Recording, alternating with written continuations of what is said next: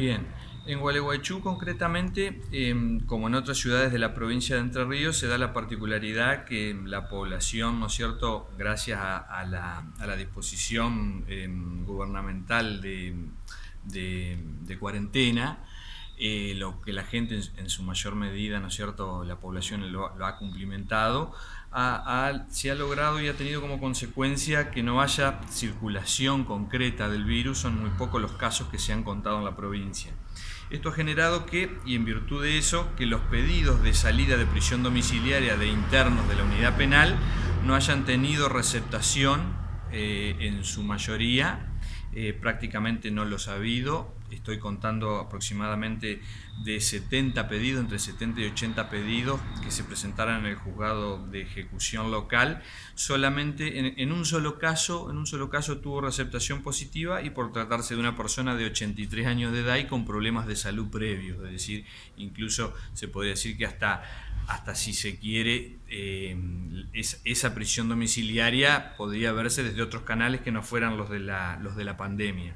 El resto de los casos no se ha otorgado prisión domiciliaria en relación de esto que refiero, y sí, claro, hay que tener en cuenta que como los derechos, ¿no es cierto?, que todos los ciudadanos ostentan, que otorgan las distintas convenciones de derechos humanos, también existe, ¿no es cierto?, el derecho a la salud de las personas condenadas por delito, y en ese caso va a haber que contemplar, ¿no es cierto?, ya en el caso concreto de que haya situaciones, casos sospechosos directos o casos confirmados de COVID en las unidades penales, habrá que ir resolviendo sobre la marcha y en razón de eso. Pero hoy por hoy, digamos, no, concretamente no está ese problema.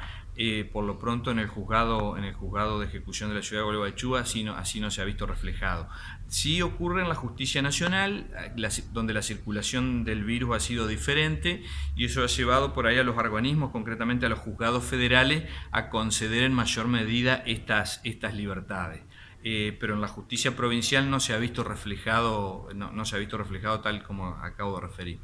Porque había algunas versiones que decían que hablaban de 4 o 5 liberados, digamos, de personas que iban a cumplir prisión domiciliaria en la ciudad de Gualeguaychú. ¿Esto se debe a que esta persona por ahí fijó domicilio en Gualeguaychú y fue juzgado, qué sé yo, por un tribunal de Paraná?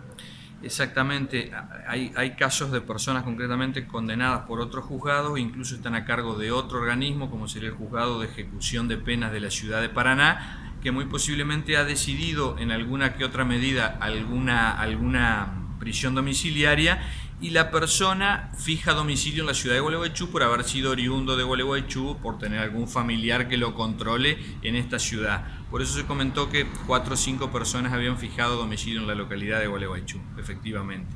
También pasó, ¿no es cierto?, que ya se confundió y se mezcló informativamente cuestiones relacionadas con personas que recuperaron la libertad por no estar condenados, es decir, por estar en prisión preventiva sin condena, que eso ya es otra historia, y también en el caso de personas que salieron por cumplir enteramente la pena, lo cual es otra historia y ya no tiene nada que ver la situación concreta de pandemia, ¿verdad? Ustedes, desde lo que es el Ministerio Público Fiscal, ¿han venido familiares de víctimas a interiorizarse por este tema, a hablar de este tema? Sí, efectivamente he estado hablando con familiares de víctimas, concretamente de personas condenadas por hechos de femicidio específicamente, y también relacionadas con cuestiones de otras características también, que se han querido interiorizar por esta situación. El hecho de haber recibido información de que había personas condenadas que estaban saliendo generó preocupación. Bueno, lo hemos hablado y hemos abordado la temática con las personas preocupadas y les hemos explicado en concreto esto que le estoy comentando a ustedes, que hoy por hoy no hay ninguna regla general de que las personas que están condenadas en Gualeguaychú están recuperando la libertad. Eso no es así. Lo saco un segundo de este tema. Todos creíamos que a raíz de esto de la cuarentena, que las familias iban a estar más tiempo en la casa, se podían llegar a suscitar más hechos de violencia de género y violencia doméstica. ¿Esto se reflejó en denuncias que hayan tenido ustedes? Se han recibido un número importante de hechos relacionados con la convivencia, ¿no es cierto?, por cuestiones directamente, podríamos mencionarlas como de violencia de género, pero no se ha incrementado el número de denuncias. Es un número que si se quiere, se ha mantenido o ha sido levemente menor, pero no ha habido un incremento considerable de este tipo de hechos delictivos. No.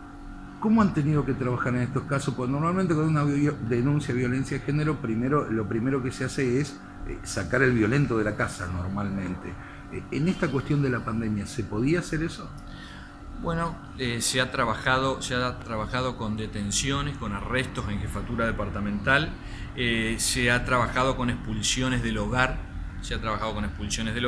En el caso concreto de las denuncias, que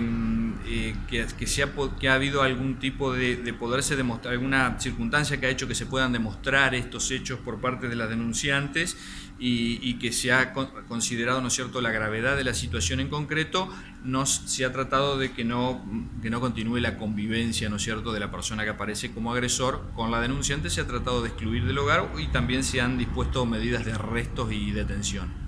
Por último, ¿la Fiscalía cómo está trabajando hoy?